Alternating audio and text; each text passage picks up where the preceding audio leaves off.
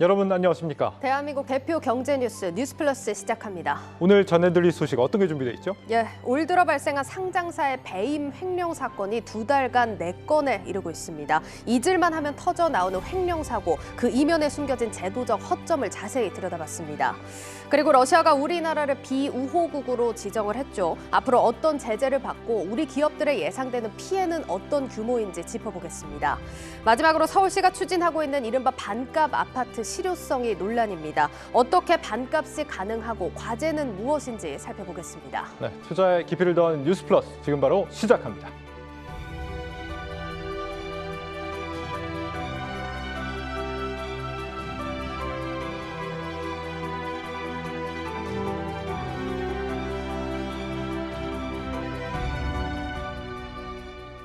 먼저 오늘 우리 증시 특징들 살펴보는 증시 프리즘 시작하겠습니다. 증권부 지수희 기자 나와 있습니다.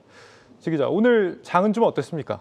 네, 간밤에 미국 3대 증시가 일제히 하락을 하면서 미국 증시 약세장에 접어들었다는 우려가 나왔습니다. 우리 증시도 타격을 입으면서 하락 마감을 했는데 다행히 어제 낙폭을 키운 탓에 미국 증시에 비해서는 상대적으로 소폭 하락했습니다. 오늘 주요 지표들 먼저 살펴보시겠습니다. 네, 오늘 코스피는 어제보다 28.91포인트, 1.09% 내린 2622.4에 마감을 했습니다. 장중 한때 2605선까지 떨어지기도 했었습니다. 코스닥도 1% 넘게 하락 마감했는데요. 어제보다 11.4포인트, 1.29% 내린 870.14에 마감을 했습니다. 환율은 1230원을 뛰어넘었습니다. 어제보다 10원 가까이 오르면서 1240원에 가까운 1237원에 마감을 했는데 어제보다 0.81%나 상승을 했습니다. 환율이 1230원을 돌파한 것은 1년 9개월 만입니다. 이어서 국제 유가도 살펴보시겠습니다. 국제 유가 서부 텍사스산 원유는 어제 배럴당 119.4달러까지 올랐습니다. 장중 한때 130달러까지 오르기도 했고요. 국제유가는 미국의 러시아산 원유 수입 제재 검토 소식에 여전히 상승세를 이어갔습니다. 네, 이 지표들을 바탕으로 오늘장 특징을 좀 정리를 해보겠습니다. 네, 오늘장 특징, 약세장 진입 미증시, 코스피도 타격, 환율 1230원 돌파 1년 9개월 만, 그리고 개인 홀로 순매수, 이렇게 정리할 수 있겠습니다. 네, 하나씩 좀 살펴보겠습니다. 미 증시 3대 지수가 어제 다 급락을 했는데 우리 증시도 그 영향을 받은 거죠? 네, 그렇습니다. 미국이 러시아 제재를 강화할 움직임을 보이면서 3대 지수가 모두 하락을 했는데요. 다우와 S&P 500이 2% 넘게 하락했고 나스닥은 3.6%나 떨어졌습니다. 그런데 전망은 더 좋지 않습니다. 모건 스탠리의 경우에는 미 증시가 약세장에 들어섰다고 분석을 하고 있습니다. 이유는 유가 급등과 우크라이나 전쟁 그리고 연준의 긴축 우려 때문에 향후 6에서 8주간은 위험이 확대될 것이다라고 전망을 하고 있습니다. 따라서 투자자들에게는 증시가 오를 때마다 매도하라라고 조언을 하고 있습니다. 미 증시는 우리 증시에 크게 영향을 미치기 때문에 우리 증시도 오늘 1% 넘는 하락으로 출발을 했고 장중 낙폭을 줄이는 듯 했지만 1.06% 하락으로 마감을 했습니다. 어제 2% 넘게 하락하는 등 리스크를 일부 반영한 탓에 뉴욕 증시만큼 낙폭을 키우지는 않았지만 코스피는 3일 연속 약세로 마감을 했습니다. 네, 이 전쟁 리스크가 진정될 조짐이 보이지 않고 있는데 어제는 또 중국이 이제 러시아 제재에 대해서 좀 반대하는 입장을 내면서 좀 불안감을 키운 것 같습니다. 이 상황이 위태로워서 그런지 오늘 우리 증시에도 외국인 자금 이탈이 계속 이어졌습니다. 네, 그렇습니다. 오늘 외국인은 5천억 원을 순매도를 했고요. 기관도 4,100억 원을 매도를 했습니다. 어제 외국인과 기관은 각각 1조 원을 매도를 했는데 그보다는 폭이 좀 줄어든 상태고요. 개인 홀로 순매수를 했는데 어제 개인 2조 원 넘게 사들였는데 오늘도 8,700억 원을 사들이면서 지수 상승에 개인 홀로 베팅을 하고 있습니다. 전문가들은 이 원달러 환율이 1,250원까지 올라갈 수 있다고 전망하고 있기 때문에 외국인 이탈은 좀 더 이어질 가능성이 있고요. 때문에 오늘 삼성전자와 SK하이닉스를 비롯해서 네이버와 LG화학 등 시총 상위주들은 대부분 약세로 마감을 했습니다. 특히 삼성전자는 4개월 만에 7만 원 아래로 떨어지면서 69,500원에 마감했습니다.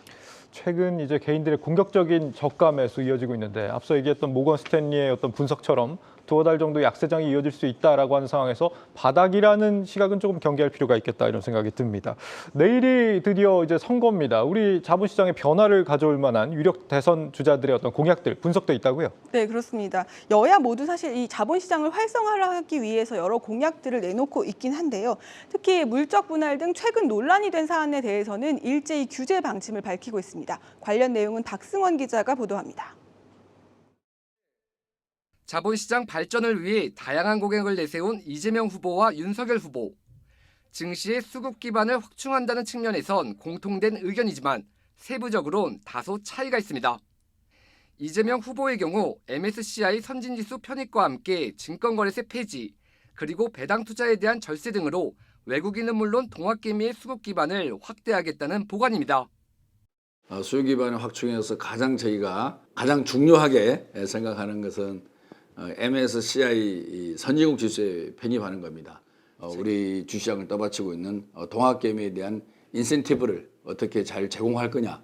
이것이 또한 우리 시장을 지탱하는 힘이 될 것입니다. 반면 윤석열 후보는 주식 양도소득세 폐지를 통한 이른바 개미 감세로 주가 부양은 물론 코리아 디스카운트도 해소하겠다는 구상입니다. 당분간 그 양도세 없는 상장 주식 시장을 유지함으로써 투자 기반을 확충하고 수요 기반이 더 좋아질 거라는 거죠. 그렇게 해서 주가가 뜨면은 개미들도 엄청 이익을 내고 그 이익을 그대로 세금을 안 내고 가져갈 수 있다는 면에서 일종의 주식시장의 부양책 플러스 코리아 디스카운트 해소 정책으로 보시면 됩니다. 국내 자본시장 성장 잠재력인 유니콘 기업 육성 공약의 세부 내용에서도 여야는 차이를 보이고 있습니다. 이 후보는 유니콘 기업의 자금 조달 역할을 위한 주식시장 구조 구축에, 윤 후보의 경우 증시 상장 전 지원과 육성 정책에 주안점을 두고 있습니다. 동학개미들에게 민감한 공매도 제도와 관련해서는 양측 모두 폐지보단 개선으로 입장을 정리했습니다. 이 후보는 공매도 차입 기간의 차별 금지를, 윤 후보는 담보 비율의 합리적 조정 등을 공약으로 내세웠습니다. 최근 논란이 일었던 상장사 물적 분할과 경영진의 스톡옵션 행사에 대해선 한 목소리로 규제 강화를 내세웠습니다. 물적 분할 시 소액 주주에게 주식 매수 선택권을 부여한다든지 또는 자회사에 대한 신주 인수권을 부여한다든지 이러한 제도 개선이 이루어져야 되리라고 생각하고요. 따라서 스탁옵션도 대주주가 보유하고 있는 주식과 같이 보유예수 제도를 철저하게 적용하는 것이 필요하다고 봅니다. 물적 분할을 통해서 A가 자회사 B를 만들어낸다, 떼낸다 그럴 때는 그 B회사, 자회사에 대한 신주 인수권을 A회사, 모회사 주주에게 아예 부여를 해버리는 거죠. 시간의 매매라든가 또는 다른 방법으로 장내 무한하게 막 그냥 몇십만 주씩 막 매도가 나가고 이러지 않도록 여러 가지 가이드라인들을 좀 만들어야 된다고. 여기에 주가 조작과 시세 조정, 미공개 정보 이용 등 불공정 거래와 관련해서도 강력한 제재를 예고했습니다. 하루 앞으로 다가온 제20대 대통령 선거.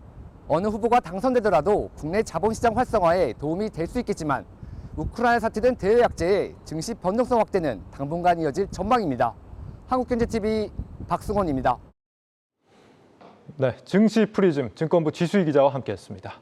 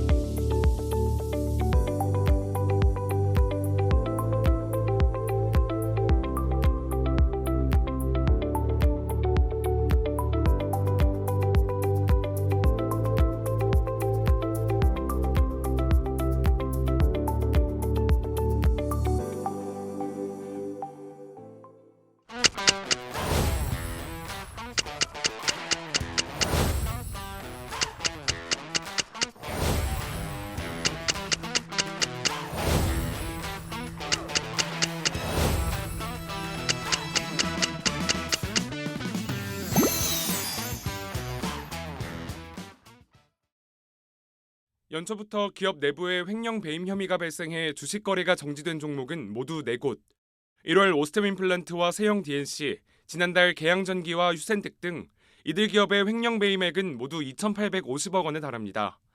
코스피와 코스닥 등 증시 상장사들의 횡령 배임 문제는 비단 올해만의 일이 아닙니다. 지난 2019년 31건, 2020년 30건, 지난해 31건 등 최근 5년간 141건, 연평균 30건 안팎으로 횡령 배임 사태가 터졌습니다. 코스닥 시장에 상장한 기업의 경우 상황은 더욱 심각합니다. 최근 3년 동안 상장사의 횡령 배임 사건 92건 가운데 67건, 즉 70% 이상이 코스닥에서 발생했습니다. 더 큰 문제는 상장사들의 이러한 횡령이 증시 퇴출이라는 결과를 낳는다는 겁니다. 최근 5년 사이 코스닥 시장에서 상장 폐지 또는 상장 폐지 기로에 놓인 기업은 38곳. 그 이유를 살펴보니 횡령 배임 사실 확인이 11곳으로 전체의 30%에 이르렀습니다. 잊을만 하면 발생하는 상장사의 횡령 사건으로 주가가 곤두박질 치면서 개인 투자자들은 날벼락을 맞고 있습니다. 한국경제TV 문형민입니다. 상장사 횡령 배임 사건, 투자자라면 남의 일이 아닐 수 있습니다. 단순 개인의 일탈로 치부할 수 없는 이유, 지금부터 심층 분석합니다. 증권부 박혜린 기자 나와 있습니다. 박 기자, 우리 시청자들이 많이 찾았습니다. 오랜만에 나왔는데 올 들어 이제 횡령 사고 하면 오스템 임플란트 사건이 이제 바로 떠오르는데 그 외에도 3건이나 더 있었습니까? 네, 맞습니다. 앞서 문 기자 리포트에서도 보셨듯 오스템 임플란트를 비롯해서 계양전기는 올해만 해도 총 4곳의 상장사에서 횡령 배임 사건이 발생을 했습니다. 예. 이로 인해 가슴앓이를 하고 계신 소액주주만 약 5만 8천여 명이나 됩니다. 보시는 것처럼 이 상장사들의 주가는 이렇게 멈춰선 상태인데요. 거래 정지된 주가를 기준으로 이들의 투자금은 1조 3천억 원에 달합니다. 올해만 해도 벌써 이런 상태니까 현재 횡령에 따른 거래 정지로 발이 묶인 소액주주는 적게 잡아도 수십만 명에 이릅니다.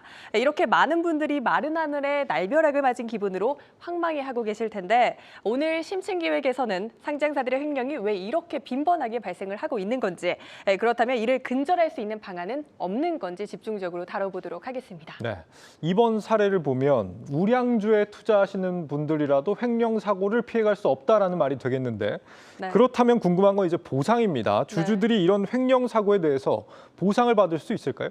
네, 사실상 어렵다고 봐야 합니다. 어렵습니까? 네, 인과관계를 밝혀내기가 굉장히 어렵기 때문입니다. 인과관계를 밝혀내기가 어렵다. 횡령이 발생하면 보통 뭐 자연히 상패 가능성도 있는 거고 주가가 급락하기 때문에 굉장히 피해가 어떻게 보면 좀 당연하게 연결이 되는 것 같은데 인과관계를 증명할 수가 없다고요? 네, 그렇습니다. 유명 피자 브랜드 미스터 피자의 모기업인 MP그룹, 현재는 MP 대산으로 불리는 이 기업의 사례를 한번 보시겠습니다. 예. 보시다시피 거래 재개 이후 주가가 빠르게 하락을 했습니다. 대부분 이런 상태입니다. 그런데 이 주가가 왜 하락을 하느냐? 정말 횡령으로 하락하는 게 맞느냐? 이걸 입증해내기가 굉장히 어렵다는 겁니다.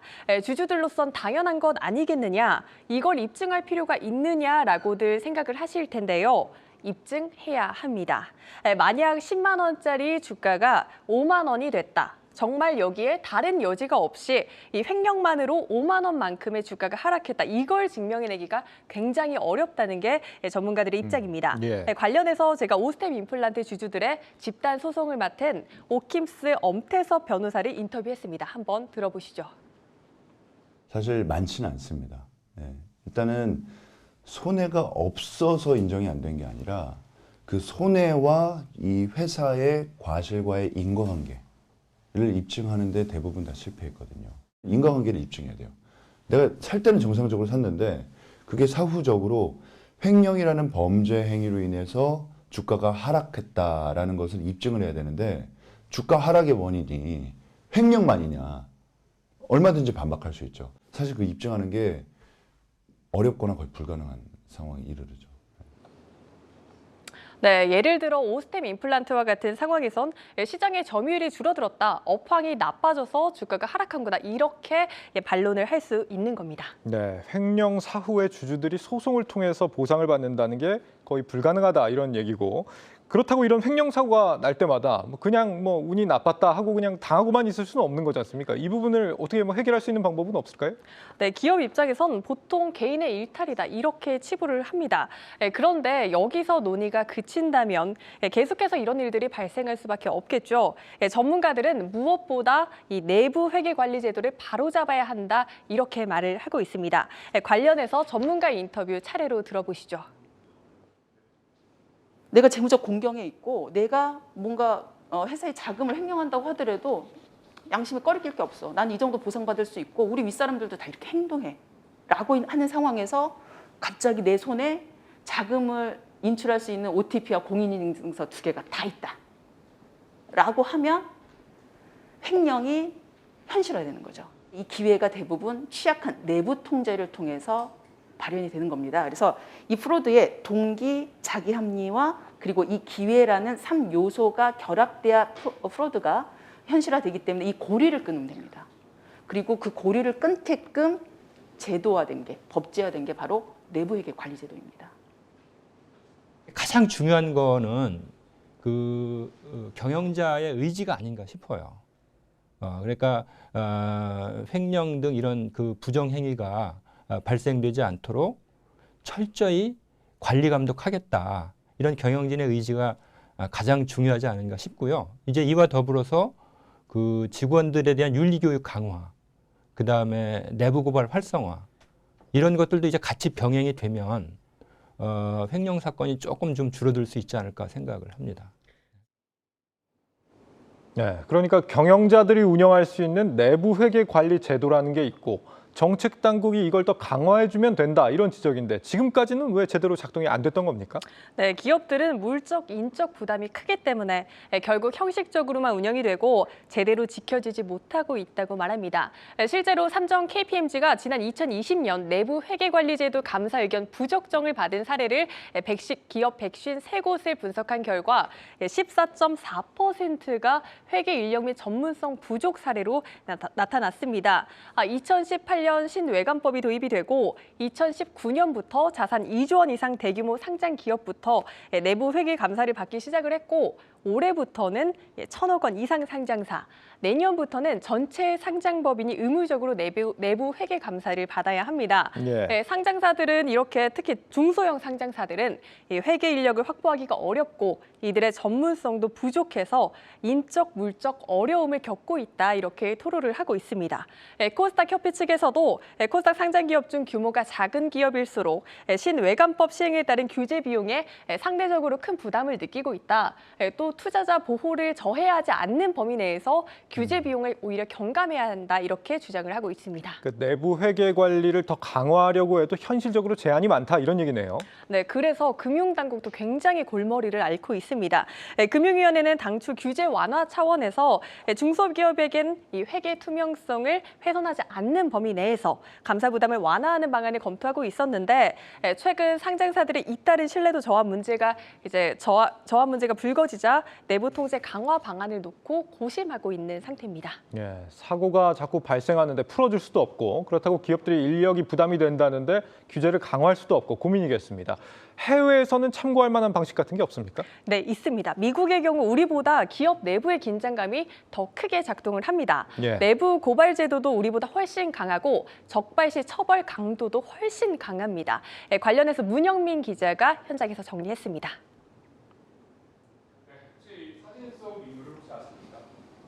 미국 횡령 사건 역사상 손에 꼽히는 인물인데요. 페레그린 파이낸셜 그룹의 대표이사였던 러셀 바센도르프입니다. 러셀이 회사로부터 횡령한 돈은 2억 1,500만 달러로 우리 돈으로 환산했을 경우 2,500억 원이 넘습니다. 최근 오스템 임플란트 재무팀 직원이 횡령한 규모와 비슷한 거죠. 러셀은 징역 몇 년형을 구형받았을까요? 2013년 시카고 연방법원은 러셀에게 징역 50년형을 구형했습니다. 이 해당 사건을 심판했던 시카고주는 500달러 이하의 횡령액도 최대 1년이라는 형량을 부과하고 있습니다. 만약 100만 달러 이상 횡령할 경우에는 그 권고 형량이 최대 30년까지 늘어나게 됩니다.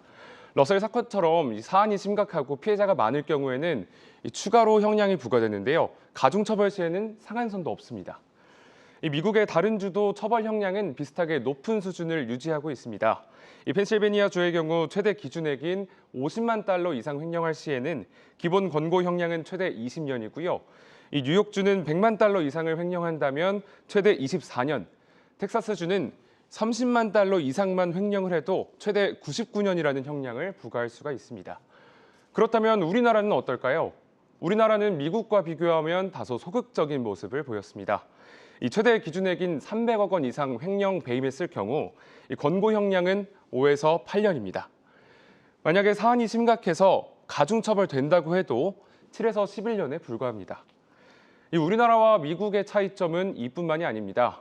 기업의 내부 회계 관리 제도를 대하는 방식에서도 차이를 보였습니다. 이 우리나라가 내부 회계 관리 제도의 문제점과 미비점을 찾아서 처벌하는 데에 중점을 둔다면 미국의 경우는 기업에게 자율성을 부과하고 잘 운영했을 때 보상하는 방식으로 대응하고 있습니다. 이 미국은 기업 경영진과 이사회가 내부 회계 관리 제도를 충실하게 설계하고 잘 운영한다면 이 물적 인적 부담을 완화시켜주고 있습니다. 뿐만 아니라 기업 스스로가 내부 회계 관리 제도의 문제점을 자진 신고할 경우에는 이 금전적 제재를 경감 또는 면책해주는 강력한 인센티브를 마련해놨습니다. 이처럼 우리나라는 횡령 범죄 형량 수준이 낮고 이 처벌 위주의 내부 회계 관리 제도를 운영하는 반면에 미국은 횡령은 꿈도 못 꿀 정도로 처벌 수준은 높고 잘 운영했을 경우 인센티브까지 확실하다는 장점이 있었습니다. 네, 문영민 기자 잘 들었습니다. 우리는 횡령을 엄격하게 관리하는데 처벌 수위는 낮고 미국은 비교적 자율에 맡기지만 걸리면 인정사정 없다 이런 거네요. 우리랑 좀 정반대네요. 네, 그렇습니다. 또 미국은 시총 1,000억 원 미만의 상장사들에 대해 외부 감사인의 감사를 면제를 해주고 공시제도에 방점을 찍습니다. 지금 우리 주주들은 주주들은 갑자기 마른 하늘의 날벼락을 맞는 형태잖아요. 미국의 경우 경영자가 이 내부 회계 관리 제도를 스스로 평가를 하고 취약점이 있으면 자본시장에 공시를 하게 합니다. 우리 회사는 내부 통제 시스템을 갖추기엔 인적, 물적 한계가 있어서 추후 문제가 생길 수도 있다. 이 점은 알고 계셔라 이겁니다. 이를 보고도 주주들이 이 회사의 사정을 받아들이고 성장성에 베팅을 한다고 하면 리스크를 안고 투자를 하게 되겠죠. 그리고 정말 문제가 생기더라도 적어도 내가 이렇게 내부 통제 시스템이 미흡한 기업에 투자했었다. 이런 리스크는 일부 책임을 질 수 있는 겁니다. 이건 대표이사에게도 유인이 됩니다. 이렇게 공시를 하고 난 뒤 문제가 생긴다면 대표이사의 책임을 경감하는 방식으로 이루어지다 보니까 투명한 공시에 대한 니즈가 발생을 하게 되는 겁니다. 따라서 전문가들은 지금도 이미 규제 사항은 충분히 많다. 기업이 적극적으로 공시를 강화할 수 있는 방안을 마련해야 한다. 이렇게 조언하고 있습니다. 미국 제도랑 같이 한다라고 하면 내부 감사 비용을 부담시키지 않는 대신에 경영자가 스스로 평가하고 우리 회사의 내부 통제가 취약하니 투자자분들은 이 점을 인지하시고 투자하십시오라고 미국처럼 공시만 한다라고 하면 투자자가 그거는 스스로 그 실패에 대해서도 책임을 지면 되는 구조이고, 그래서 감독당국은 경영자가 정직하게 내부 회계관리제도에 대한 평가 결과를 공시하지 않는 그 자체에 대해서 감독하고 제재를 해야지, 중요한 취약점이 있으면 있다라는 걸 정확하게 공시할 수 있게끔 하는 방향으로, 정확한 공시에 초점을 맞추는 방향으로 감독 방향이 가야 된다라고 생각하고 있습니다. 네, 확실히 미국의 방식이 지금보다 좀 합리적일 수 있겠습니다만 또 너무 자율 규제로 가면 안 걸리면 그만 아니냐 이렇게 생각할 수도 있기 때문에 정책 균형을 좀 잘 잡아야겠습니다. 마지막으로 오늘의 이 뉴스튜브 제목과 해시태그 어떻게 뽑아볼까요? 네, 속으로 잡겠습니다. 속고 또 속고 속 타는 개미들. 속 쓰린 규제보단 당근을 이렇게 잡아보겠습니다. 네, 알겠습니다. 증권부 박혜린 기자였습니다.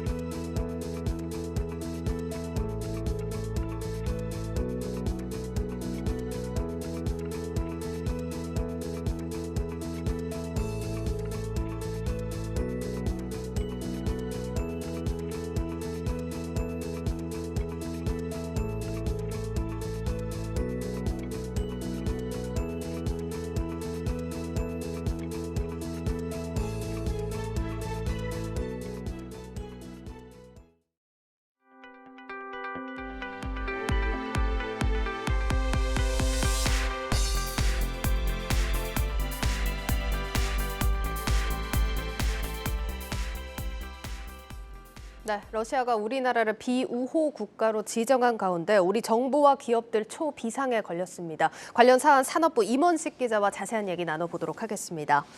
예, 임 기자, 간단하게 좀 상황을 설명을 드리자면 일단 미국의 제재 조치 FTPR에서는 면제국 대상에 좀 올랐지만 러시아가 다시 비우호국 지정을 하면서 지금 혼란스러운 상황입니다. 어떤 상황인지 좀 정리 먼저 해볼까요? 네, 하루 새 이 천당과 지옥을 좀 오갔다고 표현을 해도 될까요? 예. 이른바 먼저 이 뒷북 논란이 일기도 했던 FDPR 면제국 확정 얘기부터 드리자면요. 예.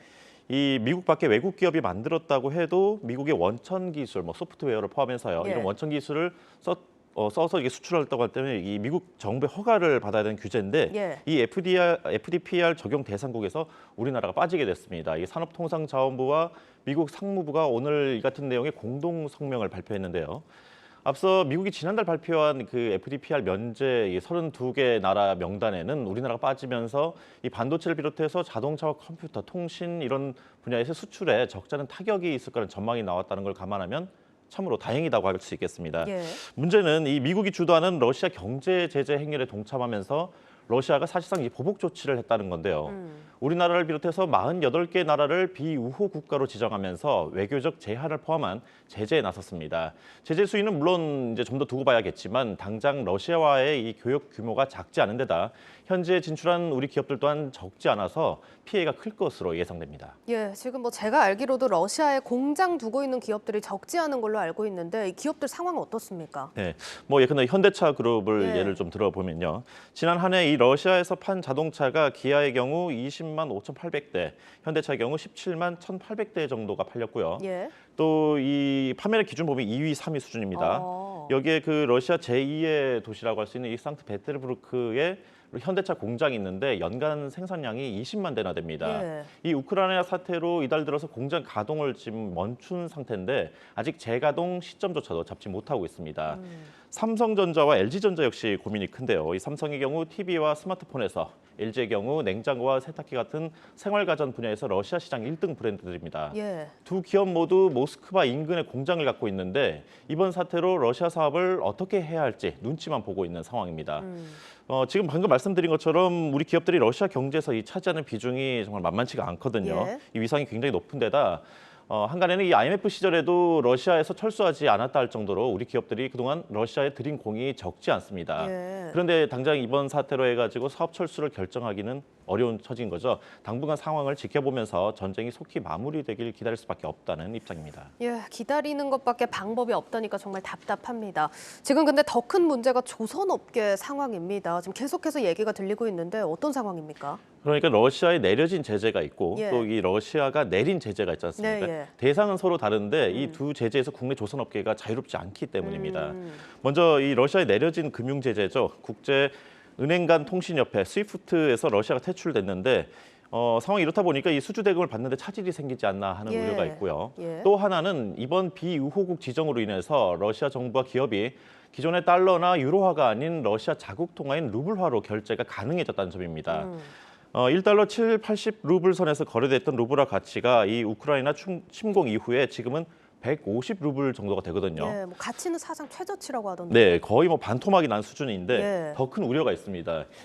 지금 앞으로도 이 사태가 길어질 것으로 예상되면서 루블화 가치가 더 떨어질 것으로 전망되는데 러시아 예. 정부는 현재 60%가량 높게 책정해서 고시하고 있다는 점입니다. 예. 그러니까 실제 가치는 더 바닥인데 예. 비싸게 이제 자기 책정을 해가지고 음. 우리한테 받는 돈은 그 가치가 떨어질 수밖에 없는 거죠. 예. 그럼 이 이 조선 3사가 러시아로부터 수주한 선박이 얼마나 되느냐? 무려 8조 원 정도로 추산됩니다. 특히 삼성중공업 같은 경우에는 러시아 LNG 개발 사업에 뛰어들면서 5조 원 넘는 설비 공급 계약을 맺은 것으로 알려졌는데 이 배 한 척 만드는데 통상 2, 3년 걸리기 때문에 당장 피해는 없다고 얘기를 하고 있지만 예. 러시아로부터 수주 대금을 제때 또 제값에 받을 수 있을지 행여 계약이 취소되는 건 아닌지 걱정할 게 한두 가지가 아닌 상황입니다. 예, 조선 섹터가 이제야 좀 올라가나 싶었는데 발목이 다시 잡히면서 걱정이 많이 되는 상황입니다. 지금 간단하게 살펴봤지만 대기업들 상황이 이 정도입니다. 임기자 사실상 중소기업 사정은 더 심각할 것 같거든요. 그렇습니다. 이 지난해 기준으로 국내 중소기업들의 러시아 수출액이 27억 5천만 달러 정도 되거든요. 예. 이게 어느 정도냐면은 중소기업 전체 수출의 2.8%, 거의 3%에 다다르고 예. 또 규모로는 이게 세계 10위 정도에 이룹니다. 이들 기업들이 지난 2일부터 4일까지 사흘 동안 정부에 신고한 이 러시아 어떤 제재 피해 건수가 44건입니다. 70%가 대금 결제가 늦어지거나 안 해준다는 내용이고요. 러시아행 항공과 해운 중단으로 물류가 막혔다. 또 이 계약이나 납품이 보류됐다는 얘기들이 올라왔습니다.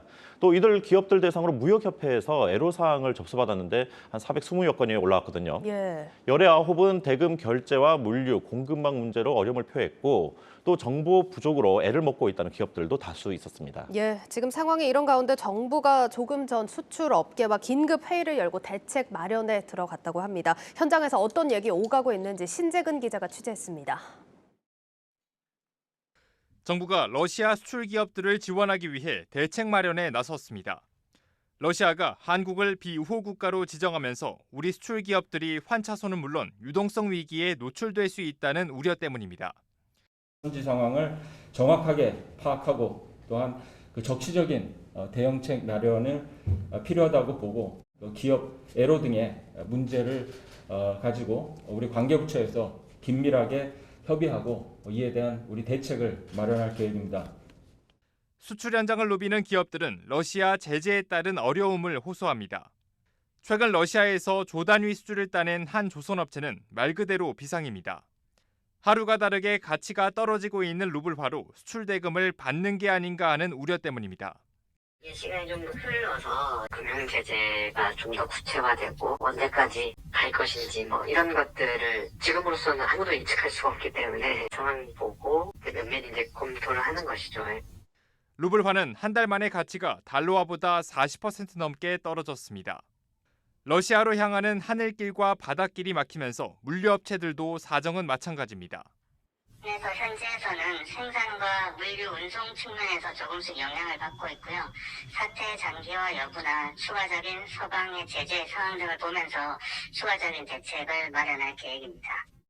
자금 사정이 상대적으로 나은 대기업과 달리 중소기업 사정은 더욱 어렵습니다.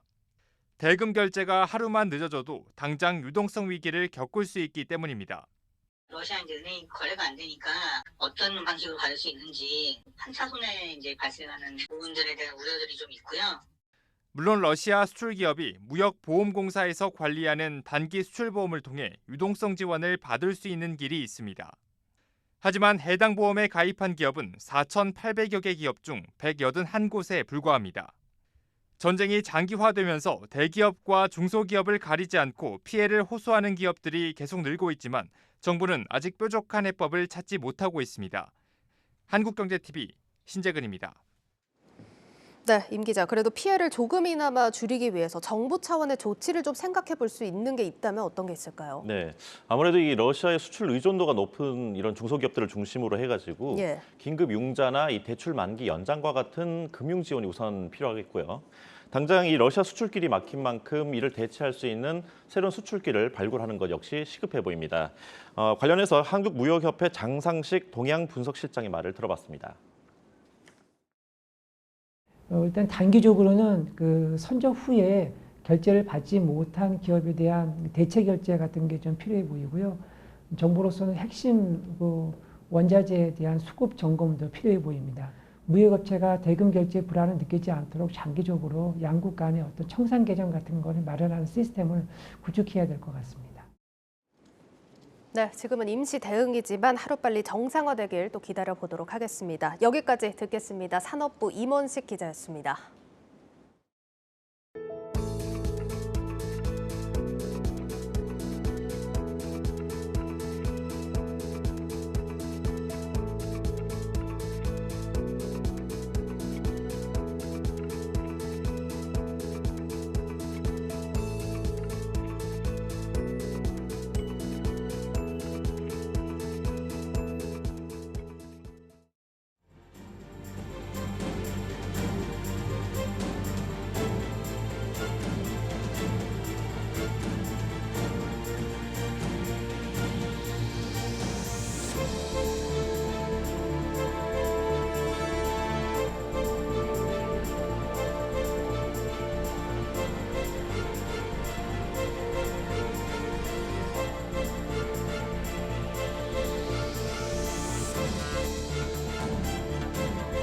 강남과 속초에 브리지 있는 아파트라고 이거 넘어가 가면 강남 브리지 아파트라는 게 있습니다. 이것을 건물만 운영을 했어요. 그때 뭐라고 했냐면 반의 반값 아파트다 이렇게 설명을 했었는데.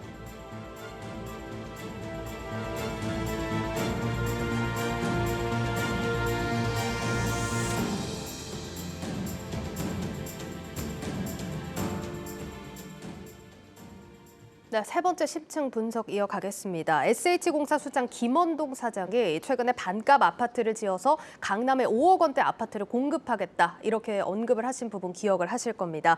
이 반값 아파트 대선을 앞두고도 거론이 많이 되고 있는데 관련해서 부동산부 홍원표 기자와 이야기 나누겠습니다. 예, 홍 기자, 그러니까 이 반값 아파트라는 게 토지는 공공이 소유하고 그러니까 건물, 아파트만 분양을 하겠다 이런 내용인 거죠. 네, 앵커께서 이제 말씀하신 게 토지 임대부 주택이라는 개념인데요. 네. 흔히 이제 우리가 아파트나 건물을 사면 등기를 하지 않습니까? 예. 그 등기를 할 때 토지랑 건물을 등기를 보통 따로 합니다. 네. 그런데 당연히 이제 땅이 있어야 이제 토지 위에 건물을 올릴 수 있기 때문인데 네. 이 토지 임대부 주택은 토지랑 건물을 따로 분양을 해서 건물만 분양을 하는 겁니다. 지금 이제 그림이 나오고 있는데요. 예. 건물은 개인에게 분양을 해서 분양가를 낮춰주고 대신 토지는 그대로 이제 공공이 소유를 하면서 일부 임대료를 저렴하게 이제 지불하는 그런 개념이라고 보시면 되겠습니다. 예, 이 대선을 앞두고도 관련 개념이 많이 또 거론이 되고 있는데 중요한 건 사실 어떤 식으로 그러니까 반값에 분양이 될까 이 부분인 것 같습니다. 아까 김원동 사장이 강남에 5억 원대를 얘기했는데 이게 가능할지 분양가가 어떻게 산정이 되는 겁니까? 네, 일단 다들 이게 가능하냐 이렇게 질문을 그렇죠. 하실 텐데요. 이거 좀 출발점으로 올라가 보면 SH공사가 분양 원가를 공개한 점이 있습니다. 올해 초에 분양 원가를 공개를 했는데 네. 그거부터 좀 살펴봐야 될 것 같습니다. 이제 올해 초에 강남구 세곡동에 지은 4개 단지의 분양 원가, 이제 평균 분양 원가를 공개를 했는데 여기 보시면 택지 조성이 517만 원이고 예. 건설 원가는 603만 원입니다. 그래서 총 이제 분양 원가가 1,120만 원, 흔히 이제 평당 1,120만 원이기 때문에 예. 전용 면적 84제곱미터 기준으로 하면 분양 원가는 3억 8천만 원입니다.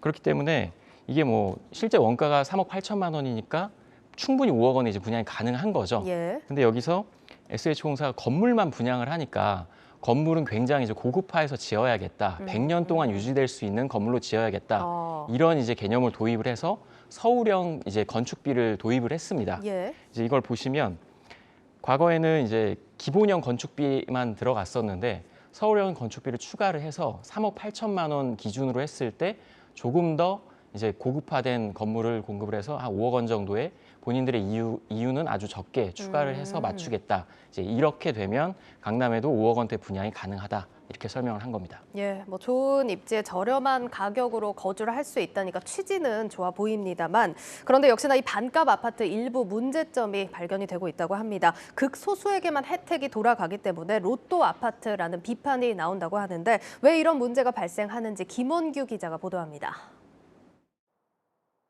LH 서초 5단지는 대표적인 반값 아파트입니다. 2012년 땅을 제외하고 건물만 분양한 토지 임대부 주택입니다. 당시 청약 경쟁률이 8.5대 1을 기록할 정도로 인기를 얻었습니다. 같은 시기에 분양한 LH 강남 브리지힐도 마찬가지입니다. 반값 아파트가 인기를 끈 건 강남이란 지리적 이점에 더해 저렴한 분양가도 한몫했습니다. 애초 땅값이 빠진 분양가는 2억 원에 불과했고 인근에 일반 분양했던 레미안 한남 힐즈의 절반 수준에도 못 미쳤습니다. 분양가만 쌌지 강남이니까 수요가 많죠. 한 지금은 15억 정도 돼요. 토지 임대료를 내야 한다는 그런 말들이 많고 그래서 월세 사는 거나 다름은 없지 않냐 이런 말들 많이 하는데 그래도 주변에 아이들 교육시키기도 좋고 그리고 편의 시설들이 많아서 나름대로 만족도는 높은 편입니다. 분양가에 비해서 이미 7배 오른 상태고요. 문제는 반값 아파트를 지을 땅이 많지 않다 보니 분양받은 소수에게만 혜택이 돌아간다는 점입니다. 강남처럼 좋은 입지에 풍부한 공급이 뒤따르지 않는다면 반값 아파트가 로또 아파트란 인식을 벗어나기 쉽지 않아 보입니다. 정부에서는 소비자가 원하는 곳, 주거 입지가 좋은 곳에 이 부지를 마련하는 것이 이 사업의 핵심 관건이다 이렇게 보시면 돼요. 정부에서 대상 부지를 물색해서 매수하기가 현실적으로 상당히 어렵다 이렇게 보시면 돼요. 정부나 지자체, 주택 관련 공기업 보유 토지는 한정적인 데다 토지 매입을 위해선 혈세 투입 논란도 벌어질 수 있습니다. 이렇다 보니 지난 2007년 경기도 군포시의 반값 아파트가 시범적으로 도입됐지만 90%가 미분양을 기록한 바 있습니다. LH공사 김원동 사장의 역점 공약인 반값 아파트. 그런데 후보지로 거론된 서울의료원과 세택 부지는 LH공사 보유 토지가 아니라 사업 추진이 사실상 어렵습니다. 따라서 SH공사 보유 토지인 위례 마곡 고덕강일 지구가 대상인데 성패 여부는 지켜봐야 할 일입니다. 여기에 LH와 달리 SH공사는 토지 임대부 주택 매입 자격이 없어 주택법 개정도 필요한 상황입니다. 한국경제TV 김원규입니다. 네, 지금 상황 살펴봤습니다. 홍 기자, 그런데 뭐 따라오는 문제점들 더 구체적으로 있을 것 같거든요. 어떤 부분 좀 생각해 볼 수 있을까요? 네, 일단 뭐 앞서 리포트에서 보신 것처럼 그 SH공사가 보유한 토지가 많지 않기 때문에 예, 그렇죠. 극소수에게만 이게 공급이 된다는 점이고 예. 또 하나는 이제 해당 자치구나 지역 주민들이 분명히 반대할 가능성이 굉장히 높습니다. 실제로 은평구에서도 이런 사례가 벌어지기도 했고요. 또 그 지금 이제 노후화된 건물만을 이제 분양을 하기로 했는데 예. 점점 건물은 노후화될 거고 그렇죠. 그렇기 때문에 토지에 대한 가치는 상승하지만 건물만 갖고 있는 소유자 입장에서는 가치가 하락할 수밖에 없습니다. 특히 이 지금 리포트에서 언급된 단지들은 개인 간의 매매가 가능한데 예. 이 단지들이 너무 로또다 이런 이제 인식이 강해지다 보니까 법을 개정을 해서 이 반값 아파트에 들어간 사람들은 공공에게만 팔 수 있게 됐습니다. 그러면 이제 시세 차익을 거의 볼 수 없는 없겠네요. 거죠. 예. 그래서 지금 이제 적용되고 있는 반값 아파트가 뭐 로또가 아니라 그냥 뭐 시세 차익을 전혀 볼 수 없는 임대 아파트로 전락해버린 그런 상황입니다. 예, 알겠습니다. 사실 뭐 집에 대한 우리 국민들의 생각은 어떠한지 이 부분도 좀 짚어볼 필요는 있어 보입니다. 여기까지 듣도록 하겠습니다. 부동산부 홍엄표 기자였습니다.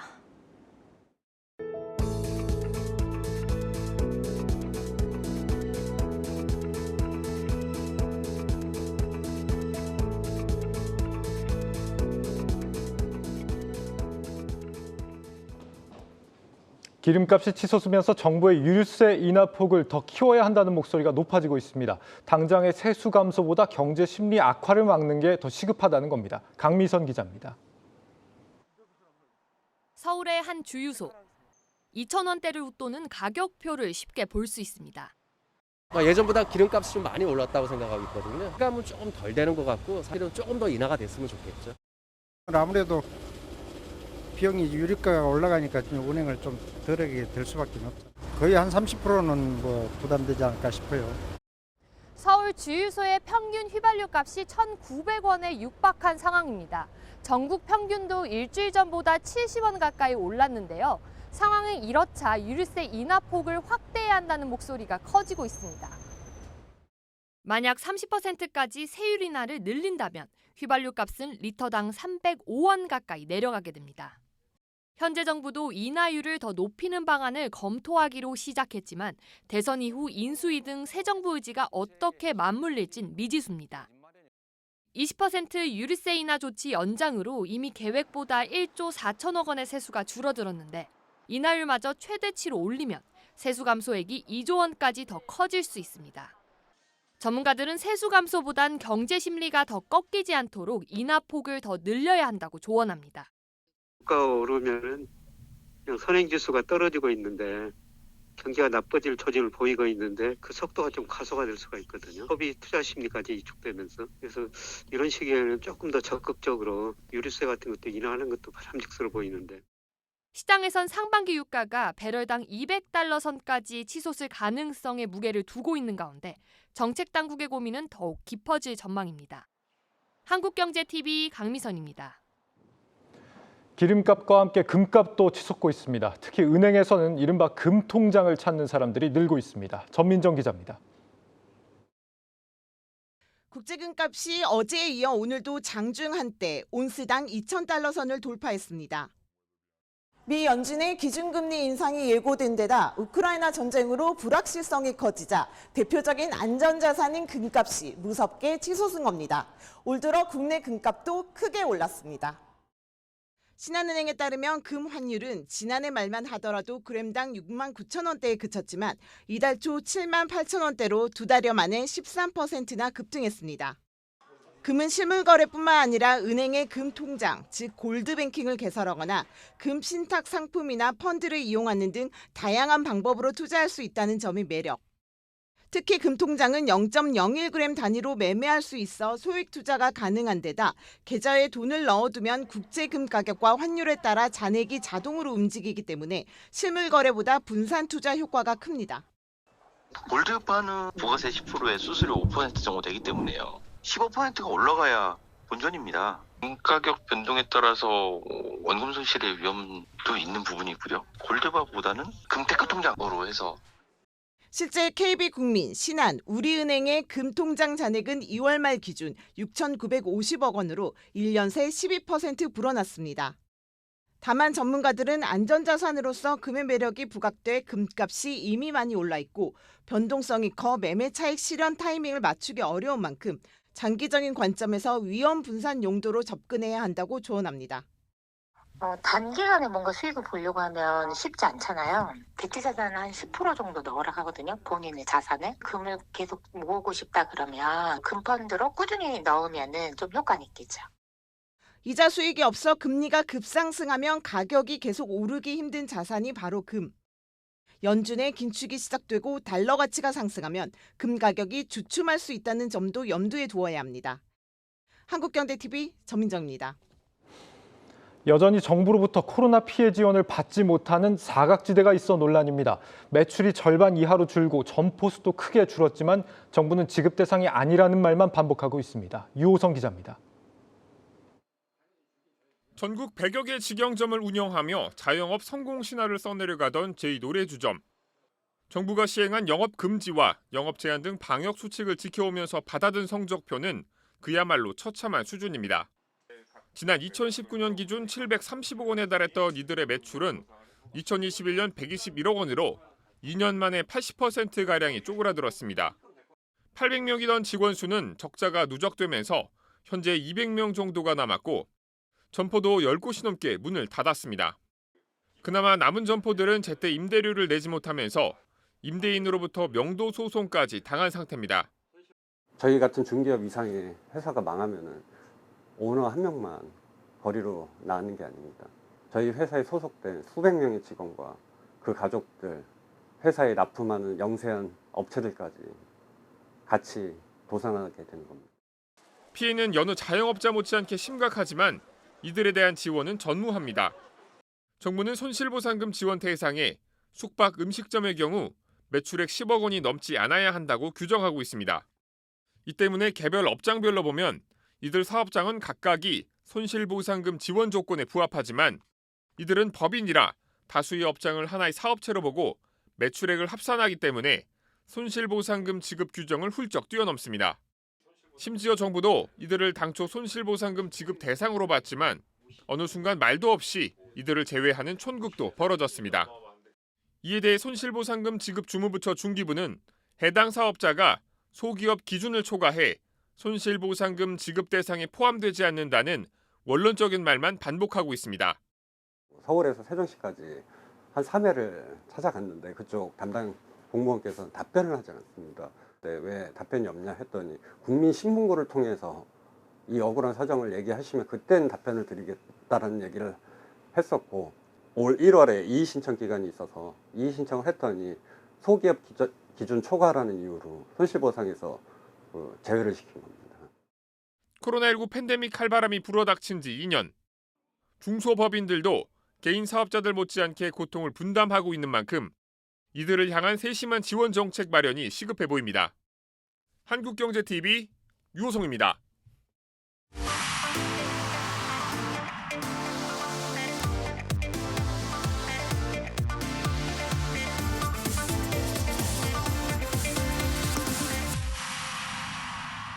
네, 고 웨스트 시간 글로벌 콘텐츠부 오민지 기자와 함께 하겠습니다. 오 기자, 오늘 어떤 소식 전해주시나요? 네, 내일은 애플의 빅 이슈가 있습니다. 내일 애플이 신제품을 발표하는데요. 전작인 SE2에 비해서 성능을 높이면서도 $100나 저렴하게 공개하는 약 37만 원 수준이 될 신제품입니다. 이번 스마트폰 신제품 발표로 스마트폰 시장에는 좀 격동이 있을 것으로 예상이 되는데요. 보시면 2021년 기준으로 했을 때 세계 스마트폰 시장의 점유율을 한번 준비해봤습니다. 작년에 애플이 선방을 하면서 삼성과의 점유율 격차를 많이 줄여왔습니다. 월가에서는 이번 신제품 라인으로 이 점유율을 조금 더 줄일 수 있을 것이다 이렇게 보고 있습니다. 이 JP 모간의 애널리스트에 따르면요, 이 중저가 라인, 삼성 등 다른 휴대폰 유저들의 유입을 끌어올 수 있을 것이다 이렇게 평가를 했습니다. 특히 최근 같은 인플레이션 상황에서 가격을 인하하기로 결정한 점이 상당히 공격적인 전략이다라고 언급을 했습니다. 네, 뭐 중저가 라인 제품보다 기존 제품보다 성능이 더 뛰어날 거다 이런 부분도 주목을 받고 있는데 주가 얘기 한번 해보도록 하겠습니다. 올 들어서 주가 좀 많이 주춤하고 있는 것 같아요. 네, 맞습니다. 지난해 말에 $182까지 올랐던 애플의 주가 현재는 $60 수준으로 거래되고 있습니다. 이 금리 인상에 민감하게 반응하는 기술주이기도 하고요. 최근 러시아, 우크라이나 전쟁 리스크가 반영된 영향도 있습니다. 이 주가는 주춤하고 있지만요. 이 서학개미들은 상당히 많이 쓸어 담았습니다. 우리 서학개미들은 올 들어 애플의 주식을 $12억 7,500만 달러, 우리 돈으로 했을 때는 1조 6천억 원 규모로 매수하면서 상위 3위 기업에 자리하기도 했습니다. 예, 뭐 마지막으로 좀 살펴보자면 러시아 우크라이나 전쟁 지금도 진행 중입니다. 애플이 받는 타격은 없을까요? 물론 전혀 없다고 할 수는 없겠지만요. 이 주목하실 점은 애플이 러시아 사태에서 선제적으로 대책을 마련했다라는 점입니다. 지난 1일 애플은 러시아 우크라이나 사태에서 러시아 내 모든 제품 판매를 중단하겠다 이렇게 발표를 했고요. 뿐만 아니라 애플이 운영하는 앱스토어 내에서 러시아 투데이, 스푸니티크 뉴스 등 러시아 관영 매체들을 퇴출시키겠다라고도 밝혔습니다. 이런 선제적인 결정에 대해서 월가에서는 불확실성을 빠르게 해소했다고 평가했는데요. 미국의 한 애널리스트에 따르면요, 이와 관련해서 분석을 내놨습니다. 이 러시아 사태로 애플이 받을 손실률 최대 매출의 1에서 2%에 그칠 것이다. 그래서 자체 매장이 없다라는 점을 주목했습니다. 그래서 투자 의견은 매수, 목표 주가는 $200를 제시하기도 했습니다. 예, 여기까지 듣도록 하겠습니다. 목표 주가 $200 제시를 받은 애플 얘기 잘 들어봤습니다. 글로벌 콘텐츠부 오민지 기자였습니다.